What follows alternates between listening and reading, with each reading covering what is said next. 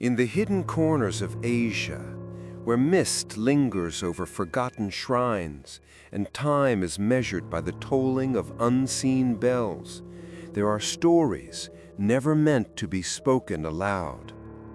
Tales carried not by wind, but by whispers, soft, aching, ancient. Welcome to Whispers of Asia. Here we do not chase monsters, we remember them. We unravel the rituals that were buried for a reason. We visit the temples where the incense never fades because the souls never left. We open doors that should remain shut, and we listen to those who still cry behind them. Tonight, we bring you another story wrapped in grief, bound in ash, and ringing with a bell that never stops. Are you ready to remember what others have chosen to forget? The mountains held their breath. Mist clung to the thatched rooftops of the village like faded silk, curling in soft tendrils through banana leaves and bamboo fences. In this part of Bali, far beyond the temples crowded by tourists, past rice terraces no longer drawn on postcards, there sat a village that time itself seemed reluctant to disturb. And in that village, halfway between the jungle and the river's crook, stood a small house where grief refused to fade. Ibu Ratri hadn't slept in 7 nights. She moved through her home like smoke, silent, thin, transparent with sorrow. Her long hair, once neatly braided and perfumed with coconut oil, now hung loose and tangled over her shoulders. Her sarong was smeared with ash from the incense she refused to let die. Every corner of the house bore signs of mourning: black cloth tied above the door, bowls of untouched fruit, wilting marigolds on the floor. But there was no funeral fire, no gongs, no chants, no sacred burning, because Ratri would not let her daughter go. Her neighbors had gathered on the 3rd day after the child's death. They had brought white robes and oil, wood from the cremation platform, candles for the engaben, the sacred fire ceremony that sets the soul free. But Ratri had stood at the door, her arms trembling, her lips cracked, her voice no louder than a breath. "No, not yet. She's not ready." No one had seen the child's body since. It was whispered that Ratri had placed the girl's remains in a Rumah Abu, a small ash house traditionally built to hold sacred ashes until the day of the ceremony. But the house she built was not on temple grounds. It was in her backyard, hidden beneath a woven canopy, guarded with offerings of milk and cloth, as if the child might still wake up and cry for her mother in the night. The villagers muttered. The old ones warned. The priest had come, gentle and cautious, urging her not to let grief blind her to the rituals that protected them all. But Ratri would not listen. She only pressed her forehead to the door of the ash house and whispered lullabies to someone who could no longer hear. That night, the wind didn't blow. The air was too still, too quiet. And deep within the village, the temple bell, used only during cremation, gave a single, sharp ring. No one was there to ring it. Morning came pale and sour, with a sky that looked bruised. The chickens refused to crow. The stray dogs refused to bark. Even the river sounded quieter, as if it too sensed something wrong. Ibu Ratri moved slowly through her morning prayers, her hands shaking as she lit incense in a crooked line across the house. The smoke curled toward the open door as though seeking something or someone absent. She ignored the damp chill that settled over her bones. She no longer felt warmth anyway. From time to time, she glanced through the slatted window at the ash house in the backyard. It was small, barely large enough to kneel in. The woven door was tied shut with red thread, a charm against wandering spirits. But Ratri did not fear spirits. She feared silence, because when silence came, she could hear her daughter's laugh, and that was more painful than any ghost. On the 6th day, Ratri found footprints outside the ash house. Small ones, barefoot.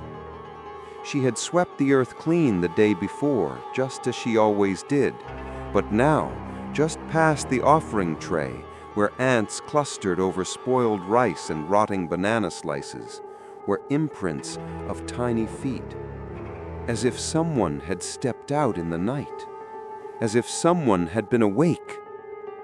Ratri fell to her knees and wept, not from fear, but from hope.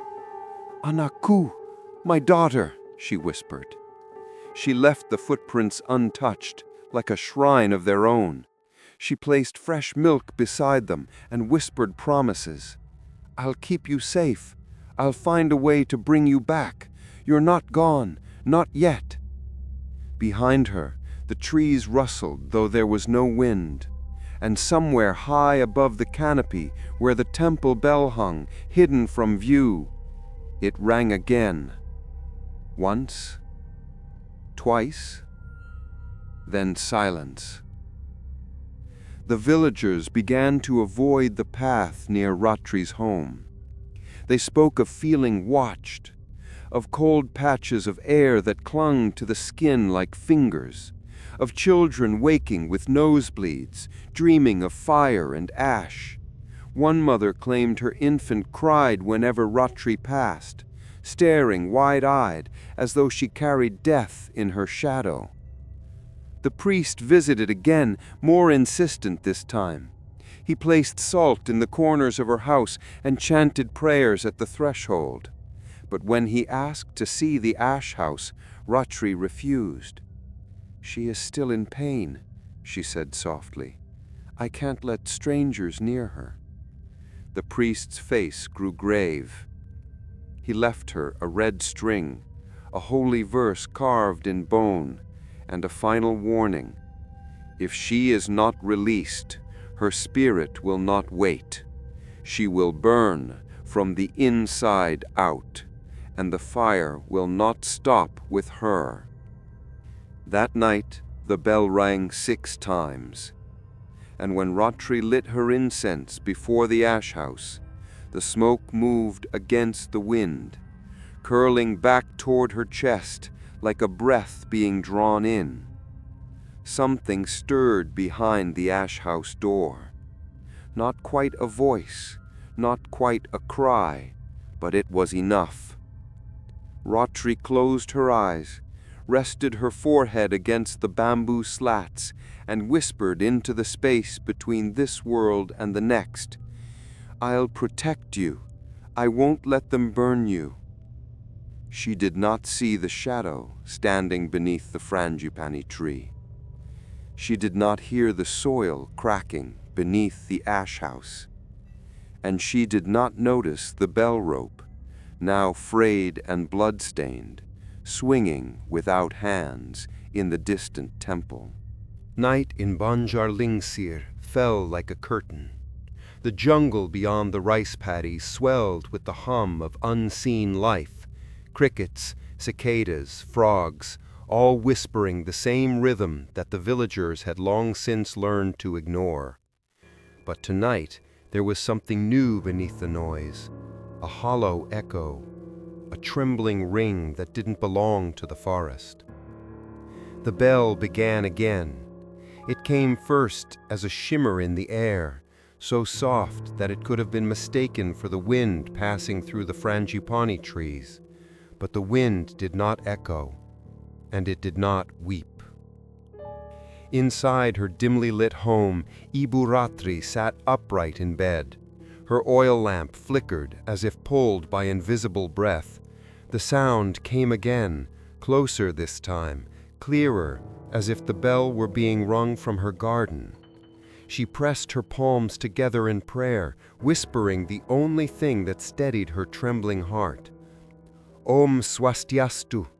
Anaku, if that's you, I am here. Her daughter had been gone 8 days, but every night since the funeral that never was, something had found a way to call her name. Ratri rose from her bed, her bare feet silent on the bamboo floor. The air felt heavy, almost wet. She stepped through the doorway, clutching her lamp.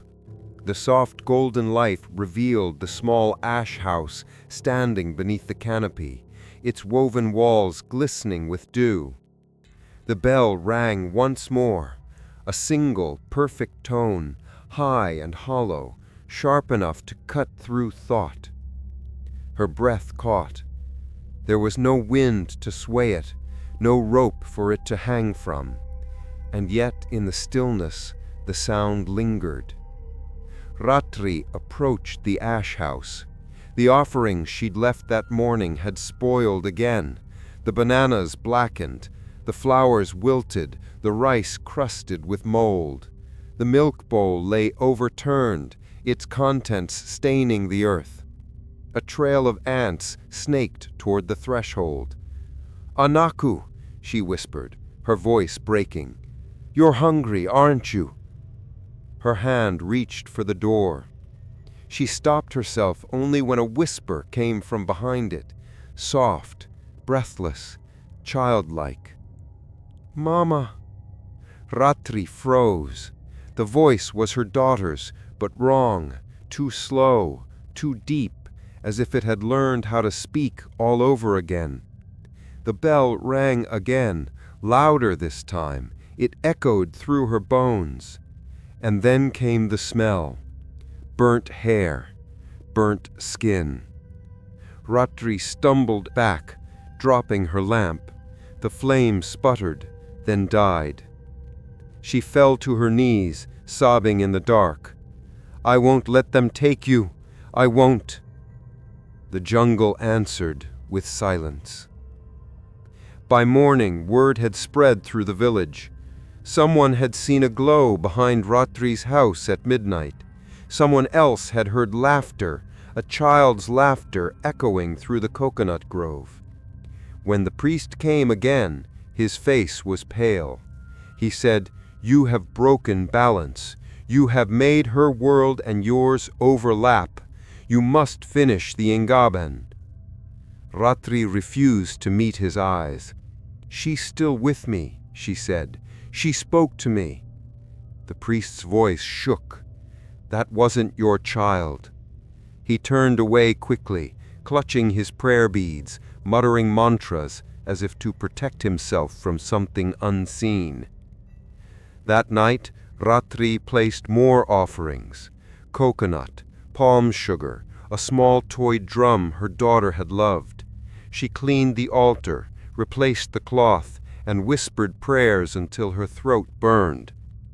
But as the moon climbed, so did the sound.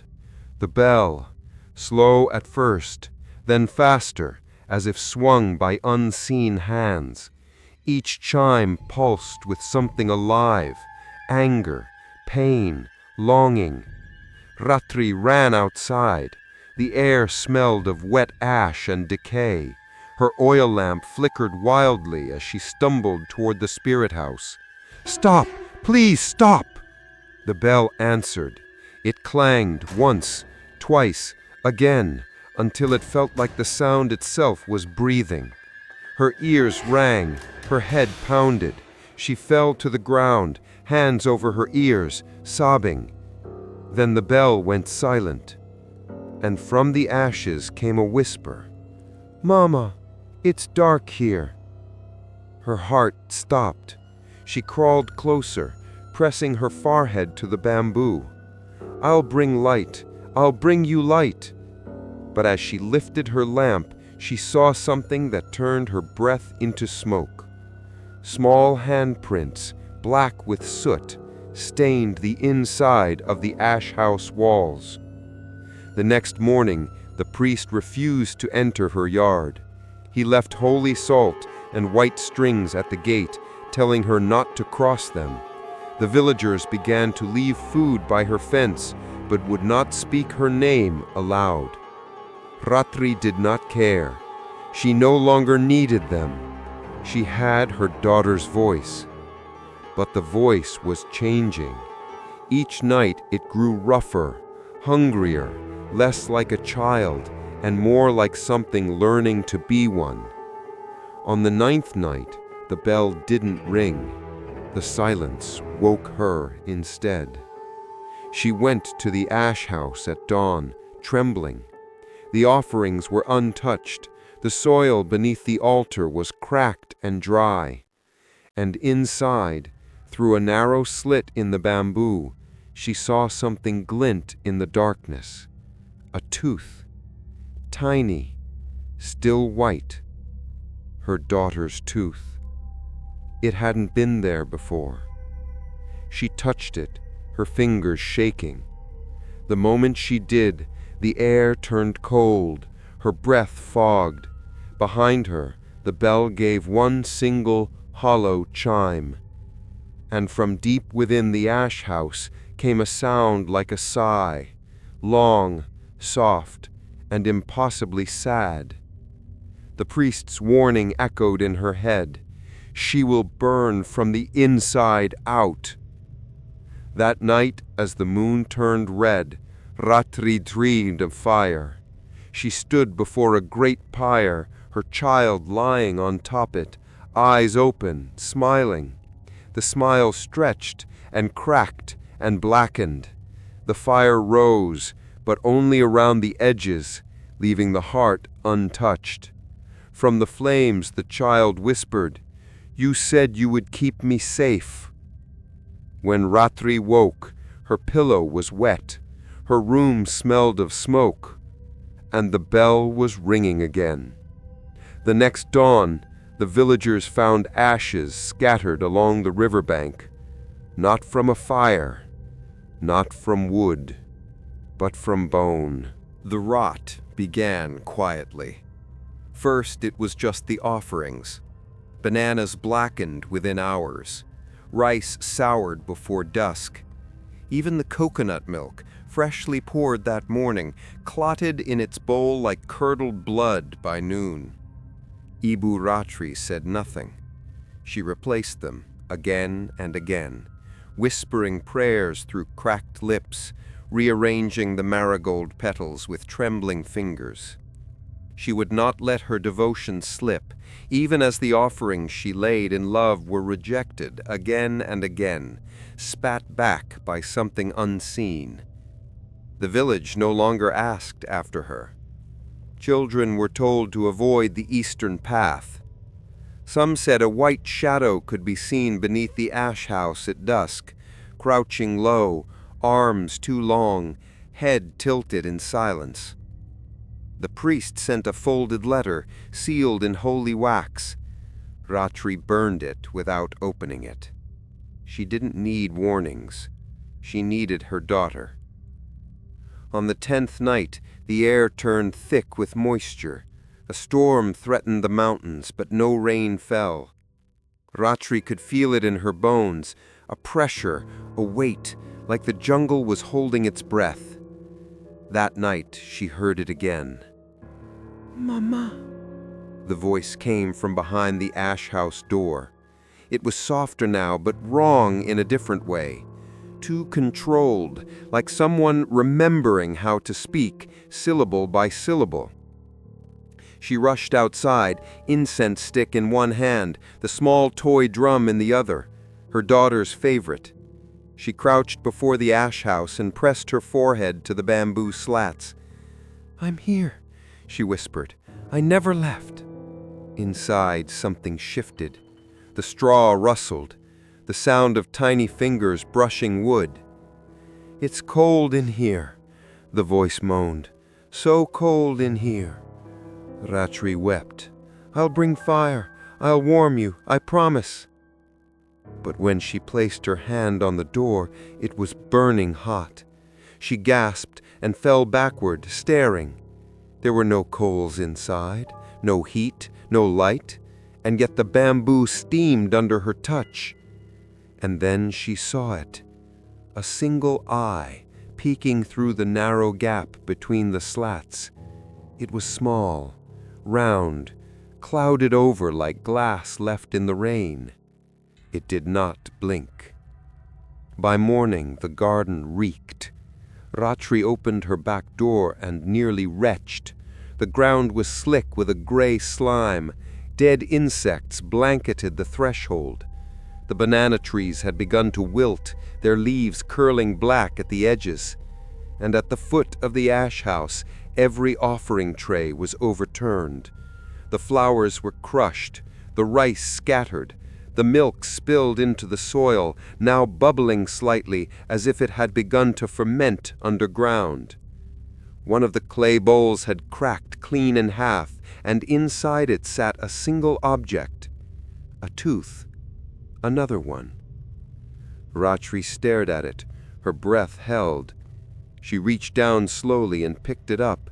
This one had a crack through the center, a child's molar, darkened at the root. She clutched it to her chest. "She's shedding," she whispered, "like she did when she was 5, her baby teeth." But even as she said it, something inside her twisted. The tooth was warm. The priest sent another emissary that day, Wayan, a quiet young man from the temple, barely 20. He wore white and brought her a garland of protective leaves. He refused to step inside the gate. "The priest says you must perform the Angaben, Wu Ratri. You're almost out of time." Ratri stood barefoot in the garden, her skin pale, her hair a tangled curtain. "She's still here," she said, "not ready." Wayan flinched as he looked at the ash house. He mumbled a prayer under his breath. "You may believe she's here, but if she is, she's not alone anymore." Then he dropped the garland and left without another word. That night, Ratri dreamed of her daughter again. In the dream, the girl stood in the ash house naked, skin flaking like burnt paper. Her eyes were wide and dark and empty. Her teeth, those that remained, were too many. She reached out a hand, long and too thin, her nails blackened like charcoal. "Why won't you let me go, Mama?" She screamed herself awake. The bell was already ringing. She stumbled into the yard, barefoot, blood at the corners of her mouth from biting her tongue in sleep. The sky above the jungle was choked in clouds, the moon barely visible. The ash house seemed to shimmer. The edges of its bamboo walls were warping, swelling outward like something inside was trying to stretch. The door frame groaned with tension, and from within came a single knock. Just once. Then, "Mama, open the door." She backed away. "You're not ready," she cried. "I still need time. I can fix this." But the bell rang again, louder this time, insistent. The ground beneath her feet trembled slightly. Suddenly, her skin burned. She looked down. Her feet were red, blistering as if she had stepped into coals. She screamed and fell to the ground and crawled back into the house. The bell stopped. But she heard laughter, soft, wrong, warped, like a child who had learned how to mimic one. In the morning, she poured water over her feet. The blisters were gone. The pain had vanished, but the skin remained pink, as if something unseen had tasted her. She returned to the ash house and found all the offerings had been swallowed into the earth. No trace remained. No bowls, no food, no milk. Only the toy drum, now split in two, and a furred tooth, this one sharp, not human. Ratri no longer left her home. She let the jungle overtake her garden. She let the neighbors whisper and point and avoid her path. She waited each night for the voice. Each time it came, it was more convincing, more articulate, but less like her daughter. You said you loved me. You promised to keep me warm. You can't hide from the fire, Mama. On the 12th night, she awoke to the sound of breathing. Not outside, inside her room. The lamp was out. Her window was open. And at the foot of her bed, barely visible in the darkness, stood a shape no taller than a child. She reached for her matches, fumbled, struck them. The light bloomed. The room was empty. But on the floor beside the bed, a fourth tooth, and next to it, in charcoal, written on the wall, "Set me free." The temple gates loomed ahead, carved from aged stone and wrapped in time. Twin stone guardians flanked the entry, cracked, worn, yet still fierce, watching all who came, as if they could sniff out those who brought imbalance. And Ibu Ratri, that morning, reeked of it. She hadn't stepped beyond her home in weeks. Her hair hung in ropes down her back. Her fingernails were rimmed with ash. Her sarong was torn, the color long faded from too many sleepless nights. But her eyes, sunken and restless, held a fire that had not yet gone out. She needed help. She needed to know if it was too late. Her daughter's voice had spoken again the night before. This time, it hadn't asked for freedom, it had demanded it. "You promised, Mama. You promised to burn me. Now it's burning me." Ratri had awoken to the sharp scent of smoke in her bedroom. Smoke, but no fire. Her pillow soaked in sweat, and her hands, strangely, smelled like burnt wood. She no longer trusted herself, so she came to the temple at last to ask for forgiveness. But the temple refused her.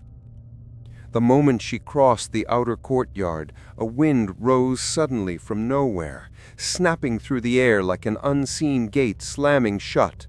The trees bent away from her, the birds fell silent, and the head priest, Manku Lodra, emerged in white robes darkened with prayer ash.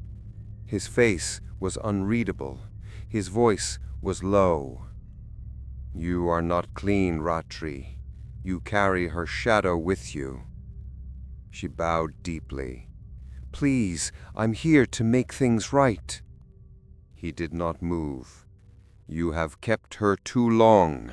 The soul has twisted. It has drawn something else to it." Ratri clutched the offering basket in her arms. Inside it were trembling candles, dried flowers, a lock of her daughter's hair wrapped in red cloth. "I only wanted more time. I wasn't ready to burn her." The priest's eyes narrowed. "That's not your choice to make. The dead must move on. Your love has become a cage." He motioned to the two junior priests behind him. They carried a small brass bowl filled with holy water and a scroll of palm leaf scripture. "We will attempt to purify you before you step further." Ratri nodded, falling to her knees. They began chanting softly. The air around them shimmered as incense was lit, spiraling upwards like silver threads. One of the priests sprinkled the water over her head. Ratri exhaled, eyes closed, and then the bell began to ring. Not the temple bell, the cremation bell. Faint at first, then louder. The water in the priest's bowl began to bubble. The candles flickered violently. Mankulodra's chant faltered. He looked at her alarmed. "You brought it with you. It followed you here." Ratri shook her head. "I didn't mean to." The junior priest screamed. The holy water splashed across the courtyard. His hand had blistered instantly, as if he had touched boiling oil. "It burns! It burns!" he howled, falling back. The chant broke. The incense went out, and from behind Ratri a gust of wind swept through the temple gates. But it was cold, too cold. Ratri turned. No one was there, but her daughter's voice echoed faintly along the stone walls. "You waited too long." The head priest stepped back. His face was no longer calm. "Leave this place. You are not welcome here until the ashes are returned to fire." Ratri tried to speak, but he raised his hand. "If you do not burn her soon, she will burn others instead." The gates closed behind her with a sound like thunder. The path back home was empty. The jungle refused to sing. Ratri walked in silence, barefoot, her offering basket still in her hands. Its candles melted to sludge, its flowers blackened, the red cloth now soaked in something dark and sticky. Her hands trembled, her mind reeled. She had come to the temple for clarity. She left with a curse. That night, Ratri did not sleep. She sat in front of the ash house, a single candle flickering beside her. The bell had rung again, closer now, louder, and from within the ash house came the sound of movement, scraping, rustling, crawling. She leaned forward, pressing her ear to the door. "Anaku." No answer. She held her breath. And then, soft and low, the voice returned. "You should have let me burn me." She gasped. I'm sorry. I hurt now. I hurt because you loved me too much." Ratri sobbed. "I didn't know what to do." "Let me out. I want to go home." The candle beside her snuffed out. She was plunged into darkness. The bamboo door groaned. The ground felt warm. And behind her, on the altar where the offerings had once been, something began to glow. She rose, moved slowly toward it. The bell rang once as she approached. Her ears rang, her vision blurred, her knees buckled, but she kept walking. And then she saw it, something carved on the side of the bell, a message etched in blackened script. "The fire remembers what you tried to forget." The first flame appeared without warning. It bloomed in silence. No crackle, no spark, just a quiet presence rising from the foot of the ash house. Ibu Ratri saw it at dawn. It hovered just above the ground, a small blue flame no larger than her palm, flickering without fuel. No wood, no oil, no wind. It should have gone out. Instead, it danced like it breathed. She approached cautiously, her heart in her throat. The ground around the flame was cool, the grass beneath it unburnt. "A spirit fire," she whispered. "Is it you, Anaku?" The flame pulsed once, then vanished. And that morning her hand smelled faintly of smoke, though she hadn't touched fire in days. By midweek, more flames followed. Each one appeared without rhythm, at dawn, at dusk, sometimes in the middle of the night. They floated near the ash house, or at the foot of her bed, or inside the doorway as she tried to sleep. But they never spread. They never burned. They only watched. And always, When they appeared, the bell rang. The villagers noticed. Children began waking with fevers. Dogs howled at nothing. An old woman from the west side of the village lost her sight overnight. She claimed she'd seen a child wrapped in smoke standing outside her window the night before, whispering a lullaby in reverse. When they heard it was Ratri's voice the child mimicked, no one came near her house again. Even the jungle seemed to withdraw. The insects stopped singing, the banana trees stopped fruiting, and the frangipani near the ash house dropped all its flowers in a single night, leaving behind nothing but bare, blackened branches. One evening, the blue fire returned, this time inside Ratri's kitchen. She saw it as she reached for her pot of rice. It hovered above the stove, silent, flickering, watching. Her breath caught, her knees weakened, and then a second flame appeared beside it, then a third, then a dozen, forming a circle around her, like lanterns at a funeral procession. "What do you want?" she whispered. The flames trembled, and then, without warning, they rushed toward the center of the kitchen and vanished in a soundless implosion, leaving behind only a scorched symbol on the ground. It was a spiral. No human symbol, no script, no drawing, just something wrong. Something that pulsed with heat even when she touched it with cold water. She scrubbed at it until her hands bled. It never faded. That night, the bell did not wait for midnight. It began ringing at dusk, and it did not stop. Ratri curled in the corner of her home, clutching a bundle of her daughter's clothes. Her ears throbbed with each metallic toll. The sound no longer echoed. It penetrated into her chest, into her spine, into her dreams.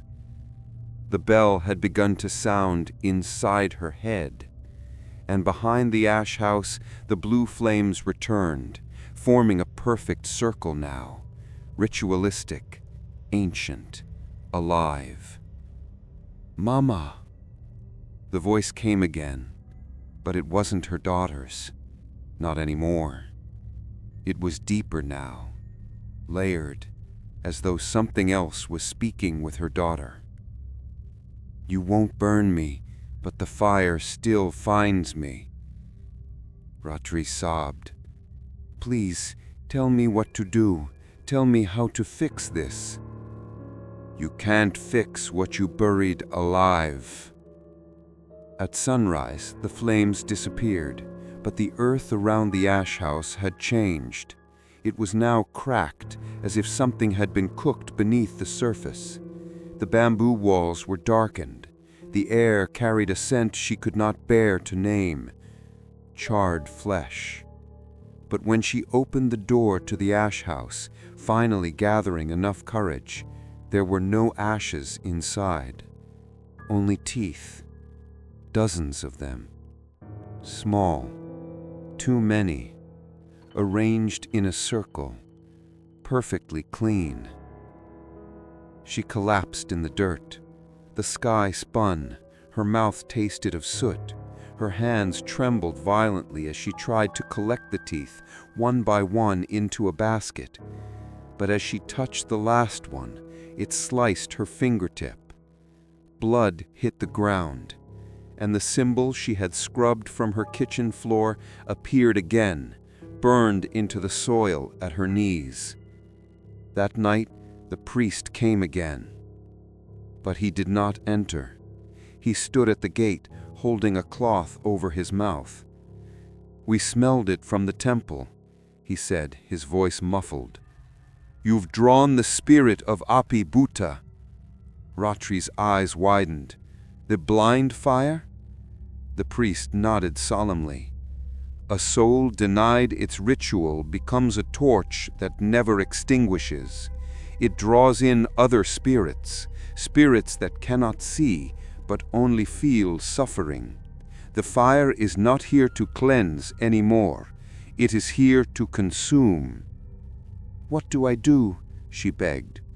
The priest stared at her for a long moment. "You must do what you refused to do. Burn the remains, complete the ingeben, before the fire burns something else." "But there are no remains," she wept. "Only teeth, only shadows."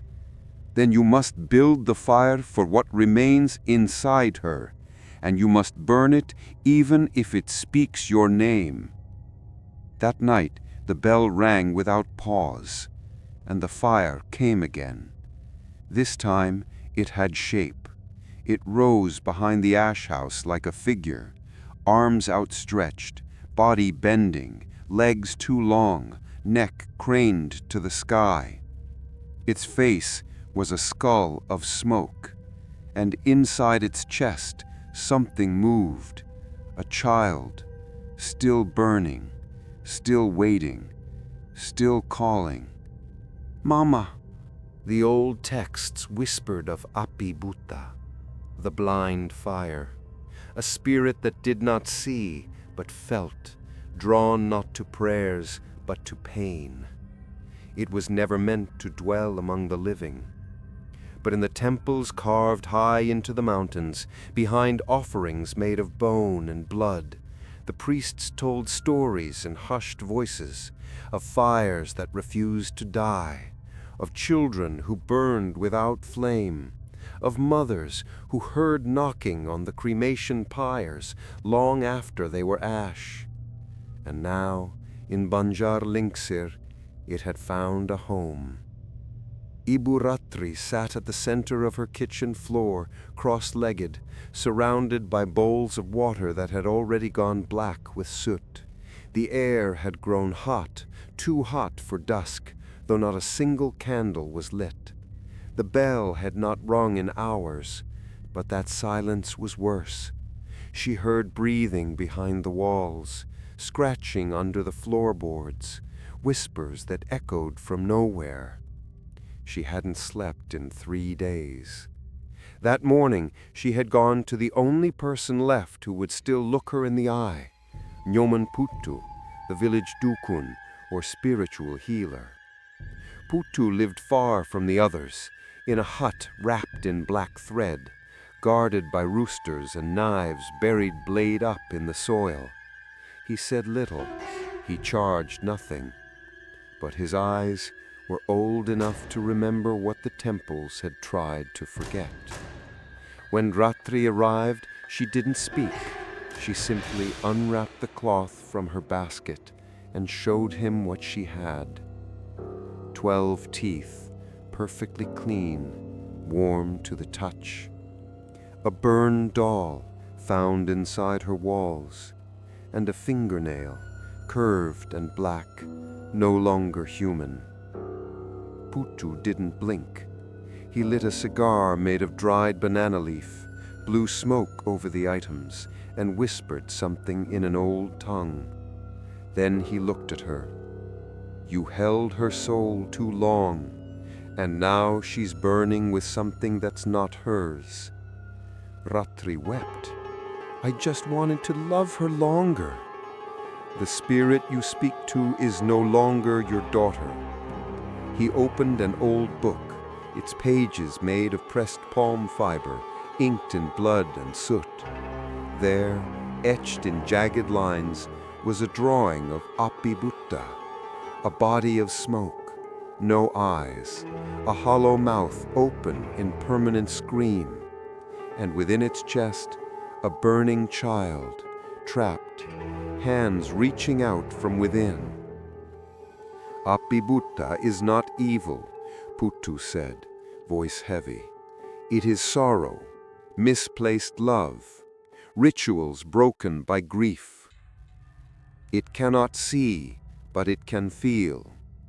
When it finds suffering, it wraps itself around it, becomes it, and once it burns, it spreads."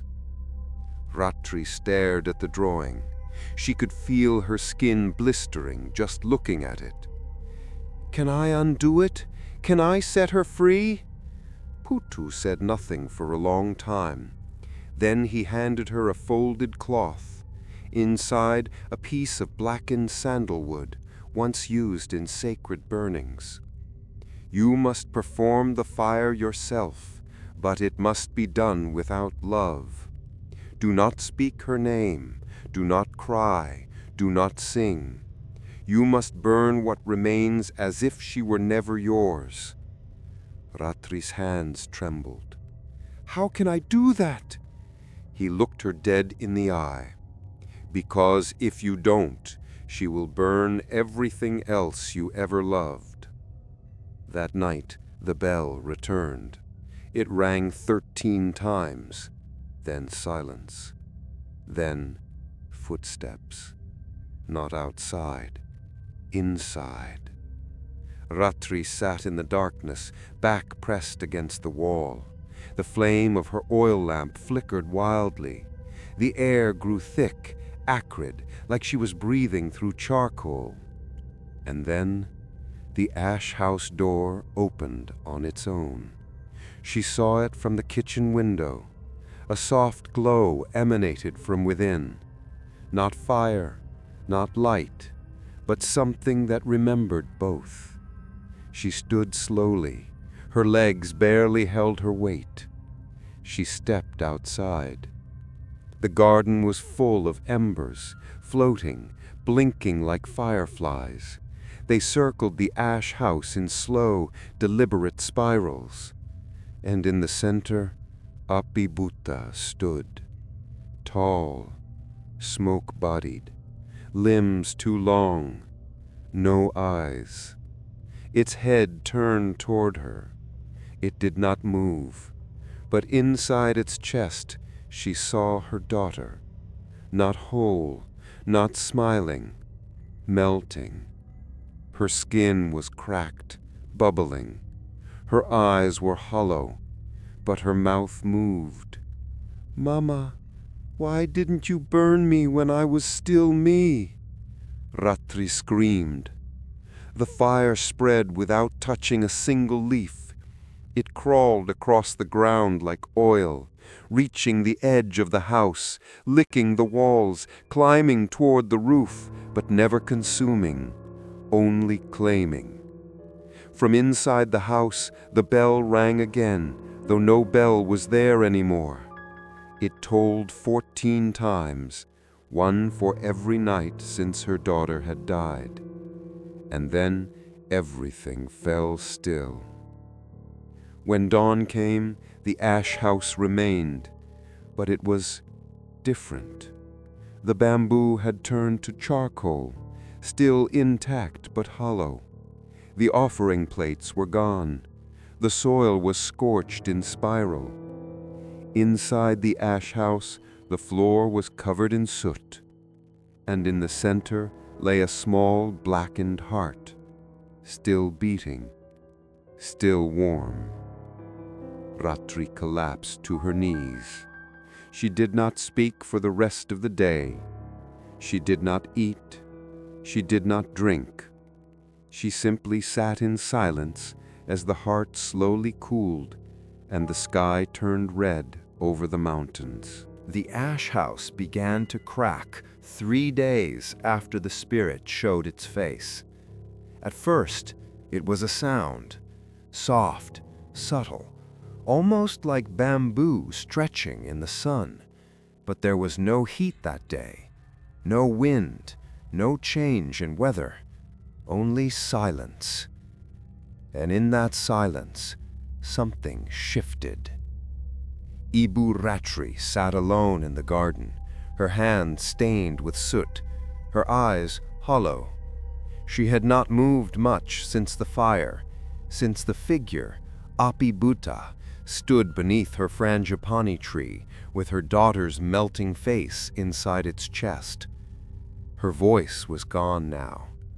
She hadn't spoken since dawn that day.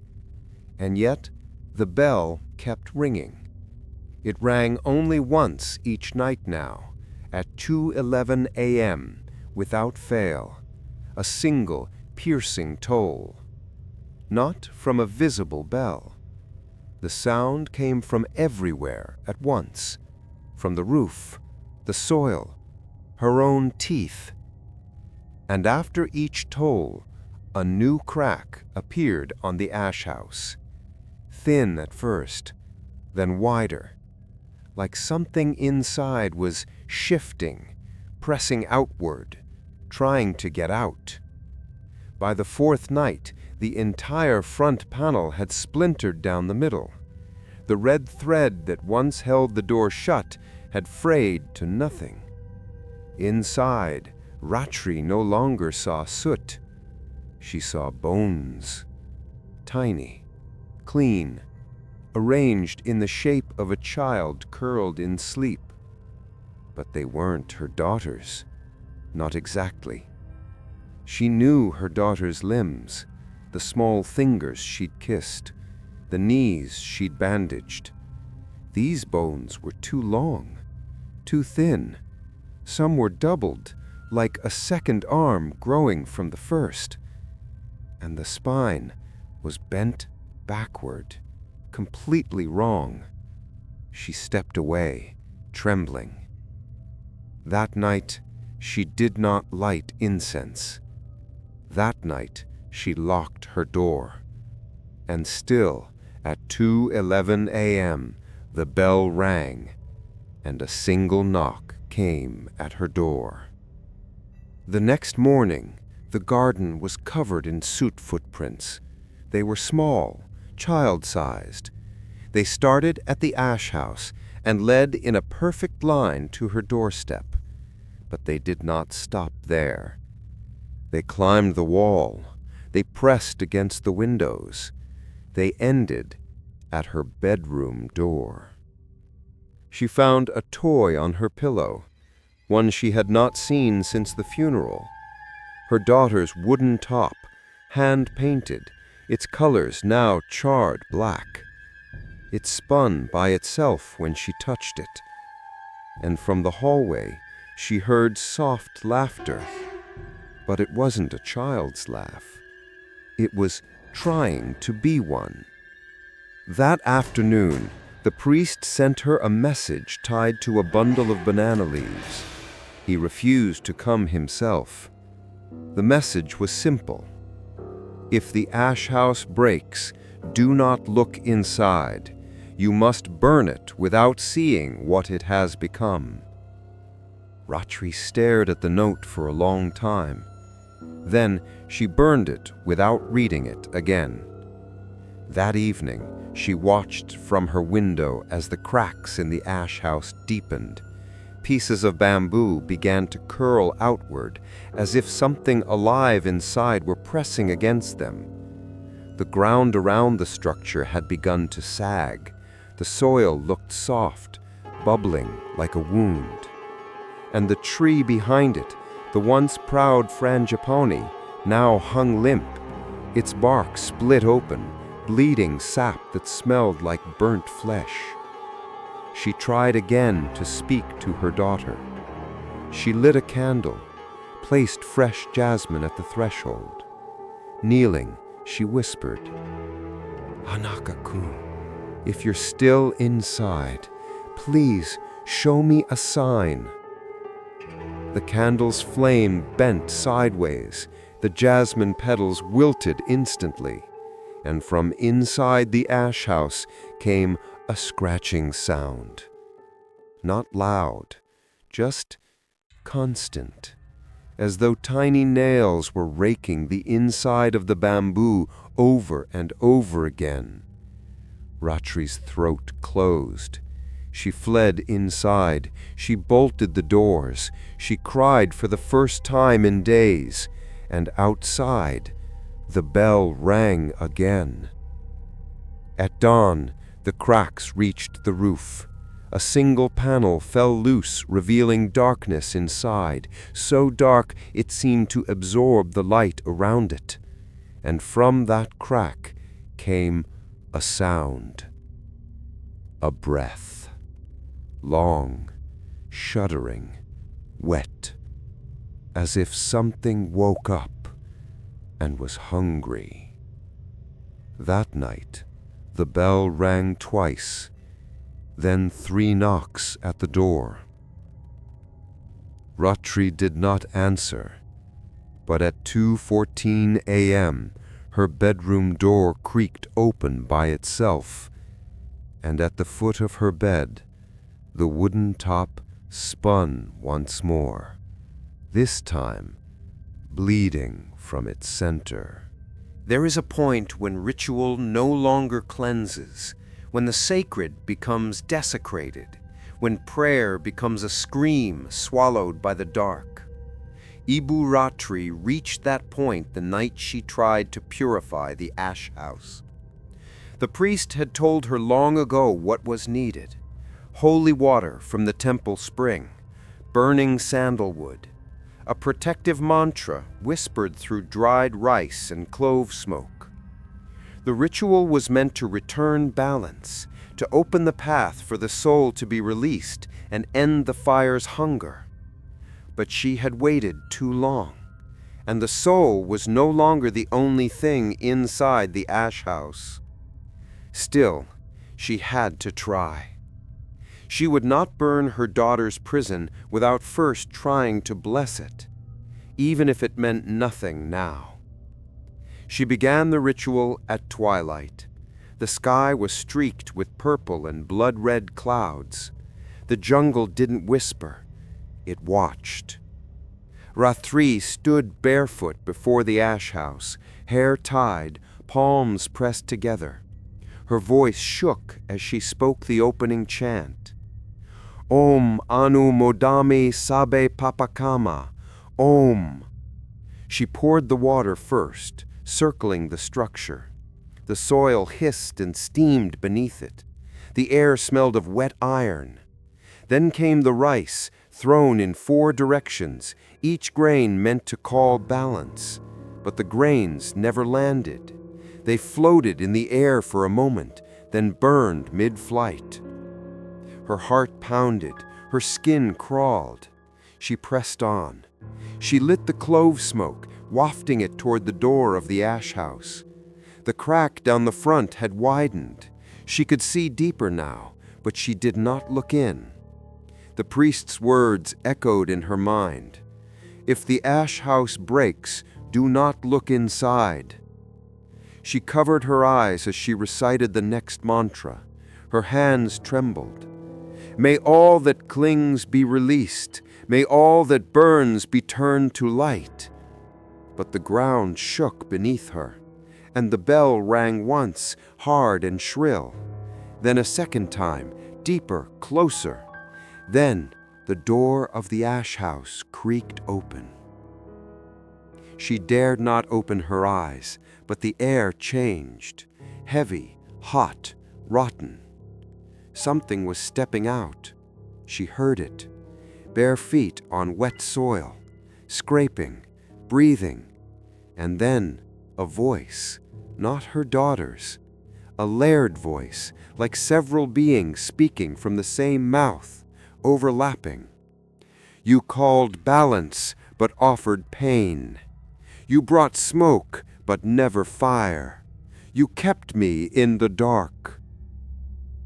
Ratri shook violently, still covering her eyes. I only wanted to hold her a little longer. She was mine. The voice hissed, not anymore.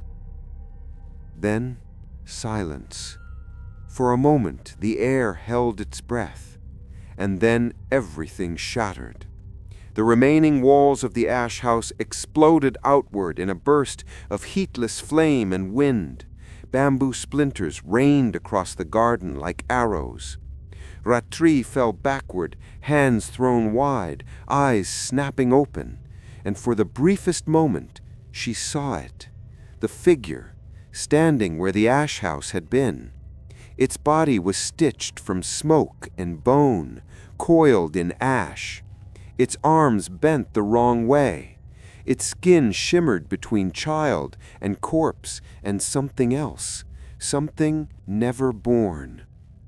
Inside its chest cavity, her daughter's face pressed outward, silently screaming, and above it, Floating in the air like a crown, the bell, now cracked down the center, still ringing, but with no hands touching it. Ratri screamed. The figure raised one crooked hand. The bell stopped, and in the silence it spoke. "You broke the seal. Now I walk." The ground split beneath it, forming a wide spiral of blackened dirt. The jungle leaned back, trees groaning in pain. Ratri crawled backward toward her house, bleeding from her scalp, ears ringing, vision blurring. She tried to chant again, "Om, Om," but the words meant nothing now. The ritual had been interrupted. The soul was not released, and the fire was awake. For the rest of that night, the bell did not ring again, but something else did. The toy drum. It rolled across the floor of her kitchen by itself, tapping softly, then faster, then louder, until it sounded like a heartbeat. At dawn, Ratri walked outside barefoot, arms shaking. There was no ash house anymore, just a hole in the earth, a spiral burned into the ground. At its center, a bundle of charred cloth, and around it, teeth, hundreds of them, tiny, sharp, clean, arranged into the shape of a child's smile. The spiral remained. Even after rain fell for 2 nights, even after Ibu Ratri poured holy water into the soil, even after she chanted until her voice cracked, the spiral remained, burned into the earth like a scar. Where the ash house once stood, there was now only the spiral and the bundle. She hadn't dared touch it at first. It was wrapped in the remnants of her daughter's blue dress, scorched black along the edges, but still recognizable. Inside, there was no body, only bones, and a small wooden comb still bearing strands of hair. Ratri fell to her knees, clutching the cloth to her chest. She screamed, not in fear, but in shame, in sorrow. She had kept her daughter from the fire for too long, and now it was too late to let her go in peace. The bell rang again that night, but it was no longer just a sound. It was a summoning. Ratri felt it in her blood, in her teeth, vibrating through her spine like a command. And with it came a smell, burnt sugar and bone, like offerings left too long on an altar. Sweetness turned sour, grief turned rancid. That night the jungle no longer stayed silent. It groaned like something old was shifting beneath the roots. Dogs howled and fled, birds struck windows in a panic, and above it all the fire returned. Not floating, not shapeless, it now walked. Ratri watched from the doorway as the flames coalesced into a figure, the same being from the night of the shattered ritual. It no longer pretended to wear her daughter's shape. It was now taller, hunched, arms dragging, head bowed. But inside its torso, her daughter's skull still turned, looking at her from behind the ribs like a prisoner. "You were supposed to love me," the voice echoed from the dark, "not trap me." Ratri sobbed, "I tried to keep you safe. You kept me burning." She decided that night to end it. No more rituals, no more offerings, only fire. She gathered all the remains she could find, the teeth, the bones, the doll, the comb, the wooden top, and the charred cloth. She placed them all inside a handmade pyre, constructed in the center of the spiral. She soaked it in oil and sandalwood sap, and when the moon was highest, she struck the match. The fire refused to burn. The match hissed out. The second caught, then died. The third lit the edge of the cloth, but the flame curled backward, retreating, as if repelled. Ratri fell to her knees, weeping. The bell rang again that night, and it whispered, "You don't get to choose anymore." She tried something else, old methods, forgotten rites. She returned to the temple that morning. No one greeted her. She entered barefoot, bowing low. The head priest, Manku Lodra, stood at the far end of the hall, his face ashen. He did not move as she approached. "You said I had to burn what was left, but the fire won't take it." The priest looked past her. "Because it is not yours to burn anymore. What you raised was not a soul, it is a hunger. And now only blood will feed it." She collapsed at his feet. "Then take mine, let her go, take me." He closed his eyes, whispered something she did not hear, then placed a single stone in her hand. "Go to the spiral, place this at the center, speak no name, offer no prayer, and turn away. If she accepts, the fire will return. If not, run." Ratri returned to the spiral before dusk. The soil was warm. She placed the stone at the center, white, smooth, etched with no symbols. And, as instructed, she turned her back to it. She did not speak. She did not cry. She simply listened. To the wind, to the insects, to the bell, which did not ring. Instead, the fire erupted.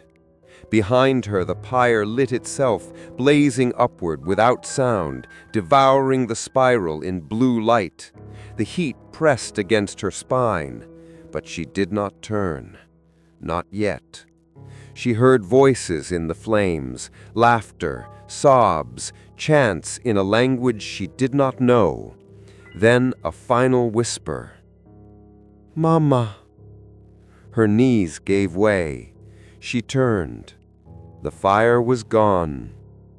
Ashes blew in slow spirals across the yard. At the center, the stone remained, split in two. Inside it, a tiny unburned tooth. Still clean, still warm, still smiling. The bell no longer rang. It bled. It began the following morning. Ibu Ratri found it at the edge of her garden, half buried in ash, its cracked bronze body glinting faintly in the gray light.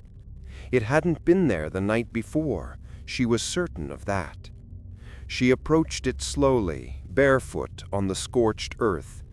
There were no ropes, no nails, no markings, only the jagged crack down its spine.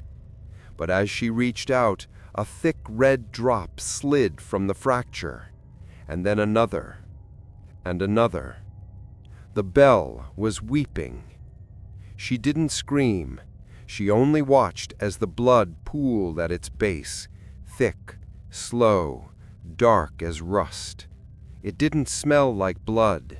It smelled like something older, like copper burned in temple smoke, like grief, like something divine gone terribly wrong. She wrapped the bell in cloth and placed it inside the house. She meant to hide it, but the bleeding didn't stop. It soaked through the fabric. It followed her hands. By nightfall, her palms were stained red, and no amount of washing could clean them.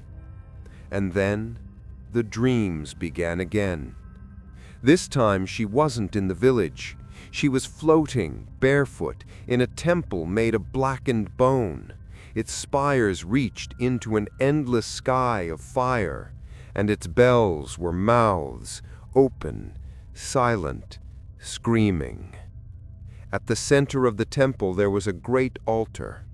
On it lay her daughter, smiling, skinless, eyes wide. She said, "Mama, the bell rang, but you didn't come." Then her mouth opened wider, and from it poured blood, thick and endless, washing over the altar, soaking the world. Ratri woke screaming. When she sat up in bed, she found her pillow wet with blood. Her nose was bleeding, her ears too, and on the floor at the foot of her bed, the bell, still wrapped, still weeping. She tried to throw it into the river.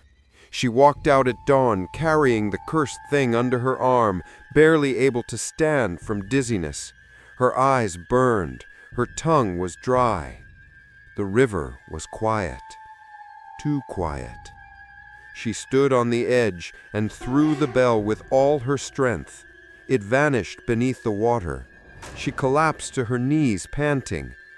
And then the river bubbled, the surface churned, and the bell rose, floating, upright, bleeding into the current. And then it rang. Once, softly, but it echoed through the entire jungle. She ran, back home, fell to the floor, screamed into the silence. "What do you want from me?" The answer came from inside the walls, her daughter's voice, but deeper now, slower, like speaking through teeth. "You didn't burn all of me." Ratri froze. The bones, the cloth, the comb, the tooth. She had burned it all, hadn't she? She opened the bundle once more. It was gone. Except a tiny object lay beneath the ash. A fingernail, still whole, still pink, still growing. That night, her home pulsed with heat. The walls oozed black resin. The windows sweated. Her hands itched, and when she scratched them, thin flakes of bronze came off. She looked down. The skin on her palms was turning metallic, and her fingernails had begun to curve, sharp, yellowing, curling into spirals. She wrapped herself in cloth and went to the priest's home in the dark. She banged on the door, screamed. He opened it slowly, gasping at her appearance. "It's not just her anymore. It's in me now." He dragged her inside, lit incense, closed all the windows. He washed her hands in holy water. The water turned red, and the priest stared in silence. "It's not just her anymore. It's in you now." He told her one final truth, that the bell in the oldest stories was not only a tool of release, it was a summons, a beacon. Once it bonded with a grieving soul, it opened a door that could not be closed. It wants you to finish the fire, or it will keep burning inside you. But you must burn yourself clean. You must suffer what she suffered. Ratri trembled. "And if I don't?" The priest looked away. "Then the next bell will ring inside your bones." That night she returned home, and the bell was waiting, on her bed, still bleeding, still smiling. The house began to speak, not in words at first, in humming, soft, gentle, familiar. The kind of tune a child would hum while playing with dolls or drawing on the floor. It echoed from inside the walls, beneath the wooden boards, behind the cabinets, through the smoke-dark rafters. And it was her daughter's melody. Ratri froze the first time she heard it. She had just returned from scrubbing the blood from her bedsheets again, and had collapsed in the kitchen when the sound began, a simple, rising tune. She turned toward the voice. Anaku? The humming stopped, and then resumed, this time from behind her. No footsteps, no wind, only that soft, sweet melody coming from a throat that no longer lived. It grew louder each night. No matter where she stood in the house, the sound always came from the next room, never beside her, always just out of reach. Until the fourth night, when it spoke. Clear, unmistakable. Her daughter's voice. Mama, are you still mad at me? Ratri stopped breathing. She was in the hallway, clutching the doorframe. Do you still love me? The voice had weight now, tone, but slower, a fraction too low, as if stretched. She stepped closer to the bedroom door. It creaked open by itself. The voice came again from the dark. You wanted me to stay forever, didn't you? She whispered. Yes. Then why do you want to burn me? The next day, the humming moved outside. It came from the garden, where the ash house once stood. The spiral was gone now, buried under a layer of wind-blown dust. But something had replaced it. Footprints. Dozens, bare, child-sized footprints leading in slow circles. At the center, a small, shallow hole, and inside it, a tongue. Ratri nearly fainted. It was small, pink, perfectly preserved, still moist, still warm, and as she looked down at it, she heard her daughter's laugh inside her head. She ran to the temple. She no longer asked for forgiveness, only answers. The priest, gaunt and shaking, met her at the outer gate. He would not open it. She's not speaking to you, not anymore. She clutched the edge of the gate. Then who is?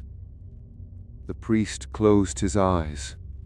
Something wearing her skin, something built from your love and your denial. It doesn't want release, it wants permanence. It wants you to become her new ash house. That night, the voice spoke again, not in sorrow, in mockery. It repeated Ratri's lullabies out of order. Sleep now, Anaku, or the fire will come. The fire, the fire, the fire, the fire. Then a giggle, sharp, wet, hungry. Then silence. Ratri locked herself in the bathroom, lit every candle she had, clutched her daughter's comb to her chest. She whispered into the dark. If you're still in there, if anything of you remains, give me a sign. The air grew still. The candle flame flickered, then flared, and in the mirror she saw her daughter standing behind her. Eyes burned black, mouth sewn shut with red thread, and hands, so many hands, pressing against the glass from the other side. She screamed, turned. Nothing there. But the mirror now had a crack running down the center. A tooth embedded in the frame.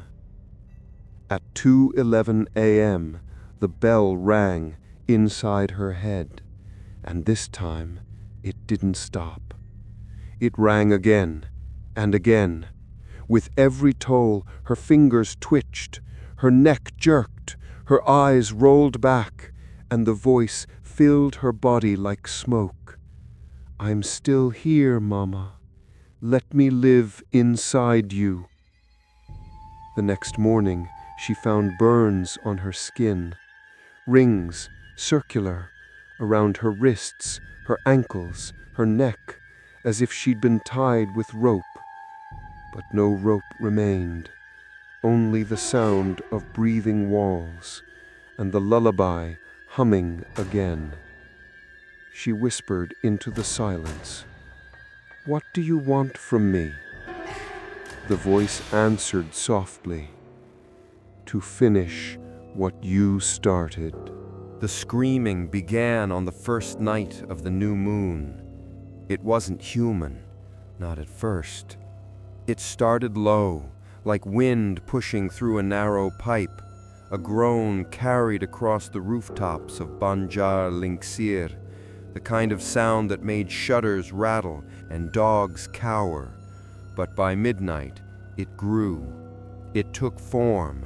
It shaped itself into a voice that sounded like a child trying to scream through water. And it did not stop. For 7 nights the village heard it, and every night someone died. On the first night, it was Pak Gere, the farmer whose rice fields bordered Rotri's home. He was found face down in the mud, his eyes wide open, his hands pressed tight to his ears. There were no wounds, only a final expression of utter terror. On the second night, it was a young girl, no older than 10. She began coughing violently in her sleep. By morning, her lungs were filled with soot. Her mother swore she heard a lullaby just before the screaming started. A soft voice, she said, like someone rocking her to sleep. On the third night, the temple bell cracked down the center. No one had touched it, and yet, as the sun rose, it bled. A thick trail of dark red leaked down its face, soaking into the stone steps below. Rotri no longer left her home. She sat in a corner, arms wrapped around her legs, lips dry from whispering the same words over and over again. "I'm sorry, I'm sorry, I'm sorry." The walls moaned now. Her roof wept black water. And from behind every mirror in the house, her daughter's voice spoke in riddles. "You held me too long. Now I hold you. It's your turn to stay in the dark." By the fourth night, her house began to change. The windows sealed themselves shut. The doors bloated, warped, refusing to open. The floors turned soft beneath her feet, like flesh. And always, in the silence between screams, came the soft jingle of the bell, somewhere deep inside the walls, like a heartbeat. On the fifth night, her reflection stopped mimicking her. It smiled when she wept. It blinked when she didn't. It turned its head the other way. And when she reached up to touch her face, her reflection's hand pressed against the glass from the inside. That night, her teeth began to fall out. 1, then 2, then 3. No blood, just emptiness. And beneath her pillow the next morning, the same teeth returned, clean, arranged in a smile. On the 6th night, she heard footsteps overhead, even though there was no upper floor. They walked slowly across the ceiling, pacing, then dragging, then skipping, and then sobbing. A child's voice, soft and choked. "You promised to keep me safe. You promised to never leave. Why did you try to burn me, Mama?" And on the 7th night, the village went silent. All the roosters stopped crowing, the dogs stopped barking, even the jungle seemed to hold its breath. At exactly 2:11 a.m., the bell tolled once, and then the screaming began again, but this time not just from the unseen. It came from the walls, from the soil, from within Ratri's own mouth, as if something was using her body to cry out. She clutched her throat, gasping, and in the mirror across the room, she saw her daughter, not smiling, not burning, but waiting.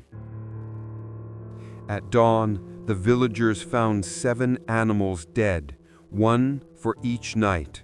A pig with its spine twisted, a cat with no eyes, a chicken with teeth in its beak, each body laid in a circle outside Ratri's home, each one missing its tongue, and in the center, carved into the earth, one more night.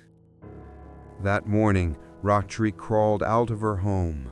Her feet were black with burns, her nails were gone, her lips were cracked open from chanting. She lay in the grass and whispered to the sky, "Please, take me instead, let her go." There was no answer, only the faint chime of the bell inside her skull, and a soft, childlike whisper in her ear, "You'll see me tomorrow. Bring the fire, or I'll come into your blood." The village held its breath on the 49th day.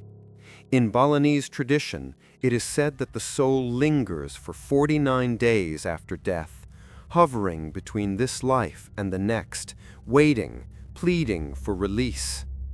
If the proper rituals are not completed by the 49th day, the soul does not ascend. It decays, it consumes, and it becomes something else. That morning, no birds sang. No prayers were heard from the temple. Even the river refused to flow, its surface still and black, as though mourning what could no longer be saved. Ibu Ratri stood in the center of her scorched garden. Her hands were bound in white cloth, hiding the burns that had begun to blister into open sores. Her face was hollow, less a mother now, and more a vessel. But her eyes still held something human: grief, regret, and the last ember of love that could still burn cleanly. She had spent the entire day preparing the pyre. No priest came to bless it. No villagers came to help. She built it with trembling hands, stacking wood in the shape of a lotus flower. At its center, she placed the bundle, the last fragments of her daughter. A lock of hair, the tiny wooden comb, a cracked tooth, the charred cloth from her favorite dress, and, buried beneath it all, the bell, still bleeding, still ringing faintly with every breath. As the moon rose, full and red and watching, Ratri knelt beside the pyre. She whispered no chants. She poured no oil. This fire, she had learned, would not be summoned by tradition. It demanded pain. It demanded blood. She took the sharpest shard of mirror from her shattered bedroom and cut across her palm, not deep, just enough. The blood dripped onto the pyre, onto the bell, and for a moment the wind stopped, the moon brightened, and the ground beneath her knees began to breathe. "I'm here. I've come to set you free. No more ashes kept in darkness. No more half fires. Only this." She reached into her robes and lit a single match. It sparked against the wind, held steady, and she touched it to the wood. The flames didn't rise. They collapsed inward, sinking into the pyre like the wood was hollow, like the fire was being sucked down into the earth. A low moan filled the air. And then the bell rang violently, not once, but in rapid bursts, clanging like a warning, like a scream. The fire turned blue, and from inside it came a voice. "Mama, why now? Why now when I finally found a place to live?" The flames twisted, and from the fire rose a shape, arms first, then torso, then head. A child's silhouette burning from the inside out, eyes glowing white. But it didn't stand on the wood. It hovered above it, spinning slowly, watching her. Her daughter's voice echoed from inside its chest. "You tried to burn me too late, so now you burn with me." Ratri didn't run. She stepped forward, closer to the flames. She bared her arms, opened her mouth, and spoke the final words she had been too afraid to say. "You are not mine anymore. You are not meant to stay, and I will not let you carry this pain into the next world." She reached into the fire with both hands. The bell screamed. The flames surged. Her arms caught instantly, but she didn't flinch. She pulled the bundle into her chest, cloth, teeth, bone, and all, and held it as she burned. Her voice rang through the night. "Go! Go! Go!" The fire erupted. It did not spread. It did not consume the house. It only touched her. Only her. And in the light, villagers swore they saw two figures, a mother and a child, embracing in flame, and then vanishing into ash. By dawn, there was nothing left but a blackened circle. No bell, no bones, no scent of burning, only silence, the kind of silence that follows a soul finally set free. The dawn was quiet, not silent in the usual way, but hollow, as if something that had once filled the air, once pressed against the world like breath on skin, was suddenly gone. The villagers emerged slowly from their homes. No one spoke. Even the dogs walked differently, tentative, ears low, eyes searching the wind. There was no smoke in the sky, no ash on the breeze, no sound of bells. For the first time in 49 days, the bell had stopped. Where Ibu Ratri's house once stood, there was only earth, charred, cracked, but clean. The spiral had vanished. No blood, no fire, no remains. The house was simply gone, as though it had never been built. They found nothing of her. No bones, no cloth, no skin, no hair. Only a single object resting in the center of the scorched garden. A child's comb, untouched, unburned, wrapped in a thin braid of white thread. Some said it was a sign that the girl had been freed, that the curse had lifted. Others whispered that Ratri had simply traded places, that when the bell stopped ringing here, it simply began ringing somewhere else. The priest, Manku Lodra, stood at the edge of the garden and wept, not from guilt, not from fear, but from a terrible understanding. He bowed deeply, pressed his forehead to the blackened soil, and whispered the closing rites of an Ngaben ceremony. Alone. No music, no chant, only the wind. In the weeks that followed, Banjar Lingsir changed. The jungle began to grow again, green and restless. The frangipani tree near Ratri's garden bloomed for the first time in years. Its flowers were snow white. The river flowed clear. The dogs no longer howled at night. But the bell was never replaced. No one dared forge another. No one asked why. And yet, there were those who remembered. They said that every year, on the same night, when the moon hung heavy and blood-colored in the sky, if you stood at the edge of the old garden just before 2:11 a.m., you could hear it, just once, a single bell toll, followed by a child's voice whispering, "I'm warm now. Mama,